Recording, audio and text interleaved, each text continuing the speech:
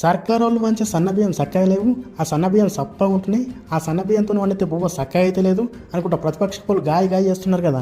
ఇగో గవన్నీ ఉత్తమ ముచ్చట్లేని తెలియంది. ఎందుకు ఎరకనా, మన తెలంగాణ మొత్తం మందిలా 185 మంది గా సన్నబియ్యం మీద తింటున్నారట. తెలంగాణ జనాభాలో ఏం తక్కువ 3 కోట్ల మంది సర్కారు పంపించే సన్నబియ్యం తీసుకుంటున్నారని అధికారులు లెక్కలు తెలిసింది.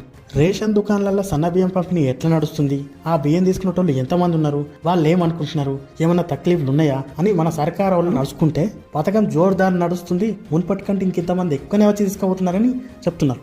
సూపర్ మార్కెట్లలో దొరికే పిరం బియ్యం కంటే ఇవే మంచిగా ఉన్నాయని మస్తు మంది తారీఫ్ చేస్తున్నారట. మరి కాదా? వెనకట సర్కారు బియ్యం అంటే ఎట్లుంటుండే, దొడ్డు బియ్యం ఉంటుండే, మొత్తం పురుగులు పట్టి ఉంటుండే, ఆ బియ్యాన్ని ఎలకలు కూడా ముట్టకపోతుండే అంటే చూసుకోండి. అప్పట్లో ఆ బియ్యాన్ని బజార్లో అమ్మి ఆ వచ్చిన పైకంతో సన్న బియ్యం కొనుక్కొని తినేది. ఇప్పుడు అసలు చక్కటి సన్న బియ్యాన్ని మన రేవంత్ అన్న సర్కార్ కుక్కట్లనే ఇవ్వబట్టే. మరి ఇంత మంచి పథకాన్ని తారీఫ్ చేయకపోతే ఓతురు కానీ మా నాటుకాడ ముద్దని గుంజేసుకోకుండా సార్లు అని ప్రతిపక్ష పనులని జనం వేడుకుంటున్నారట.